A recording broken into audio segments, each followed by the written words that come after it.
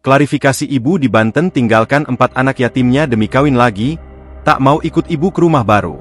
4 anak yatim bernama Dewi, Imas, Asep, dan Aulia, tinggal tanpa orang tua di sebuah gubuk reot di Kampung Cadas Ngerong, Desa Kadu Beureum, Kecamatan Pabuaran, Kabupaten Serang.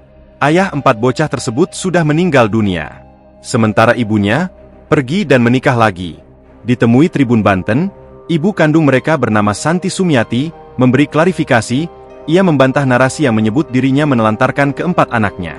Namun ia mengaku memang sudah menikah lagi. Yang viral itu nggak semuanya benar. Yang benar itu kadang saya tidur di sana, kadang di sini, kata Santi Sumiati. Menurut Santi, anak-anaknya tidak pernah merasa kelaparan karena dia selalu mengutamakan buah hatinya tersebut. Anak-anak katanya kalau malam kelaparan, enggak pernah itu. Karena saya selalu mengutamakan untuk makan anak-anak, ungkap Santi. Santi menjelaskan, alasan mereka tak ikut tidur bersama dirinya di rumah suaminya di Kampung Ranji, Desa Pancanegara, Kecamatan Pabuaran karena mereka tidak mau.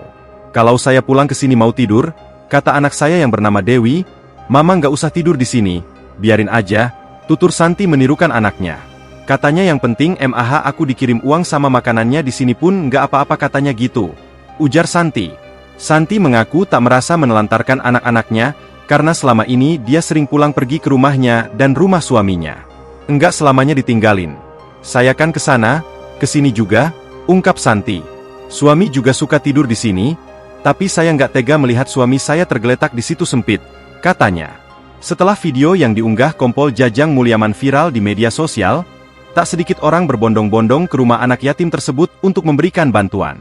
Bahkan pihak Polsek Pabuaran, Kecamatan, Dinas Sosial hingga Kementerian Sosial berkunjung ke rumah mereka untuk memberikan bantuan.